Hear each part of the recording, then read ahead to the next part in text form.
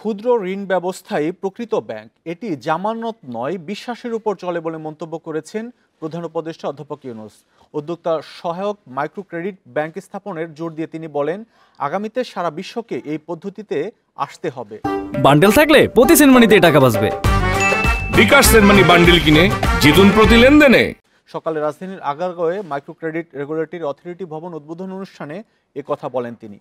প্রধান উপদেষ্টা বলেন, গ্রামীণ ব্যাংক প্রতিষ্ঠার পর অনেকেই এ ধরনের ব্যাংক প্রতিষ্ঠা করে, তখন নতুন নতুন ভাবনা যুক্ত হতে থাকে, এতে একটি নতুন নিয়ন্ত্রণ সংস্থার প্রয়োজন হয়ে পড়ে। এ বিষয়ে বাংলাদেশ ব্যাংকের সাথে একাধিকবার আলোচনা হয়, তবে সাধারণ ব্যাংক এবং মাইক্রো ক্রেডিট ব্যাংকের পার্থক্য থাকায় নীতিমালা তৈরিতে নানা জটিলতা দেখা দেয়। তবে ধাপে ধাপে এসব সমস্যার সমাধান হয়েছে। অধ্যাপক ইউনূস বলেন, এখন মাইক্রো ক্রেডিট ব্যাংক স্থাপনের প্রয়োজন। সবাই যাতে বিনিয়োগের অর্থ পায়, সবাই যেন চাকরি করার বদলে নিজেই উদ্যোক্তা হতে পারে, সেটি হবে এই ব্যাংকের লক্ষ্য।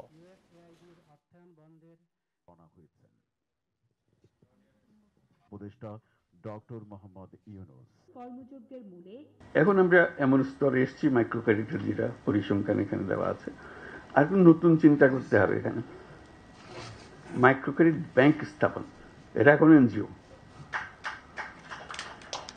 কাজে এনজিওর থেকে উত্তরণ হতে হবে। এনজিও পর্যায়ে রয়ে গেলে এটা ঠিক আবার ওই ব্যাংকিং মেজাজে আসবে না। মেজাজে আসতে হলে তাকে ব্যাংক হতে হবে।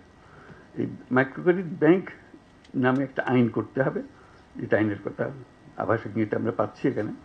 এটা পরিষ্কারভাবে এটা নতুন একটা ব্যাংক হতে হবে, নতুন একটা আইনে। সেটা regulatory authority, micro credit regulatory authority হতে পারে, ভিন্ন অথরিটি হতে পারে।